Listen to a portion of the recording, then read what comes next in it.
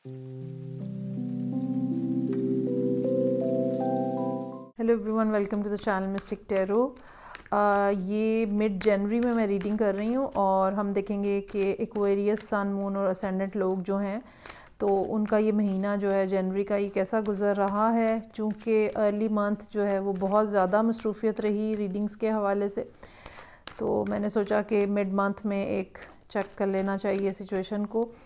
Reading जो है वो मैं 7 कार्ड स्प्रेड करूँगी, 9 कार्ड स्प्रेड करूँगी और ये रीडिंग जो है जैसा मैसेज आएगा वैसा ही मैं आपको रीड कर दूँगी। आपकी इंटेंशन क्या है, आप ये रीडिंग रिलेशनशिप के लिए देख रहे हैं या करियर के लिए या पैसों के लिए, जो भी आपका माइंडसेट है, आपने उस मैसेज को उस अंदाज में ट्रांसलेट कर लेना है।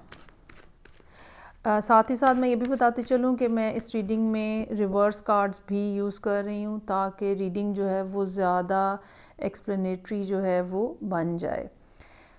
तो एक्वेरियस सन मून और असेंडेंट लोगों के लिए मिड जनवरी 3 of wands in reverse, 3 of cups in reverse, king of wands और hangman, 4 of pentacles in reverse, judgement in reverse और 10 of swords, 3 of swords, ace of wands और fool in reverse.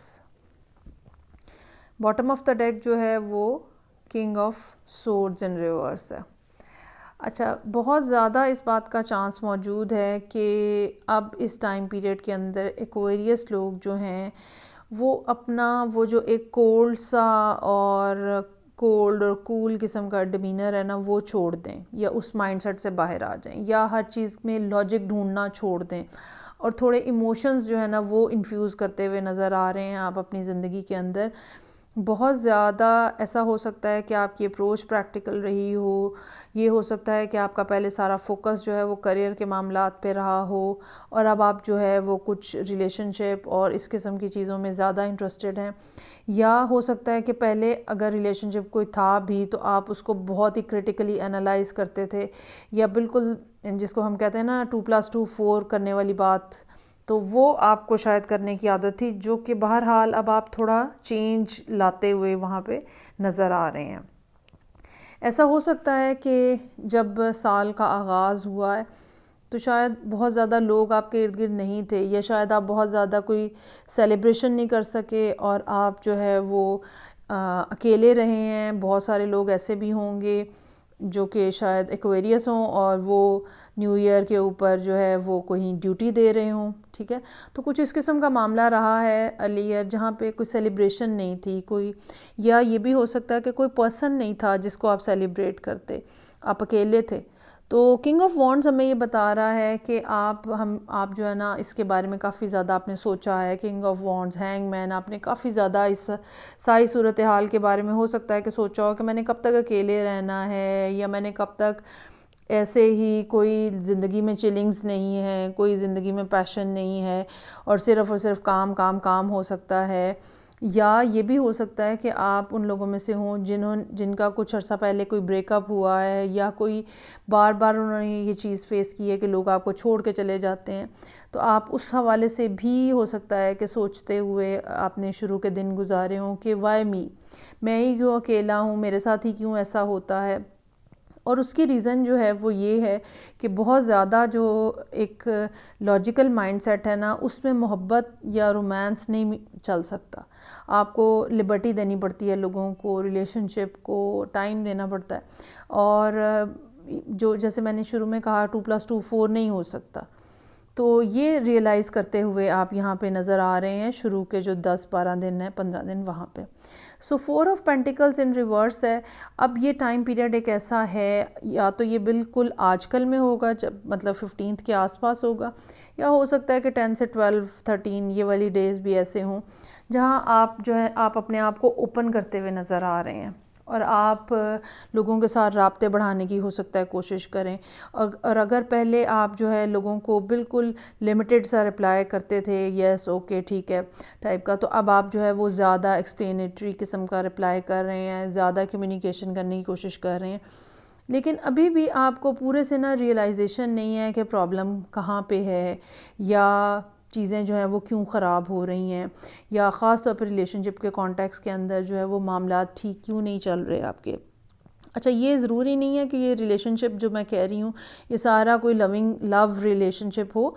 बहुत सारे लोग ऐसे हैं जिनके अपने कोलीग्स के साथ भी कोई अच्छे रिलेशनशिप नहीं होते, तो ये वहाँ पर भी बात जो है वो नज़र आ रही है। सो जजमेंट इन रिवर्स हमें ये बता रहा है कि अभी चीज़ें ठीक होने में, अभी रिलेशनशिप ठीक होने में, अभी पॉजिटिव सेंस में रिलेशनशिप प्रिवेल करे, उसमें अभी कुछ ना कुछ टाइम है, या टाइम है और या कोई ऐसी बात है जो अभी तक आपको समझ नहीं आ सकी है और अभी तक आपने वो सीख नहीं पाए हैं।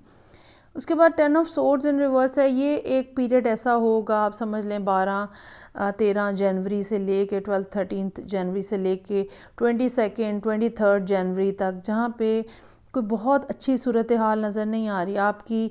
आप जो कोशिशें कर रहे हैं चीज़ों को आगे बढ़ाने की, लोगों के साथ मामलात को आगे बढ़ाने की, उसमें कोई पॉजिटिव टर्न आता हुआ नज़र नहीं आ रहा। ज़ाहिर बात है 10 दिन में क्या हो जाएगा, और हर शख्स जो है वो जहाँ जहाँ पे बिज़ी है, कोई भी एकदम से ये बात तो नहीं देखेगा कि एकदम आपका कोई सडनली मूड चेंज हो गया।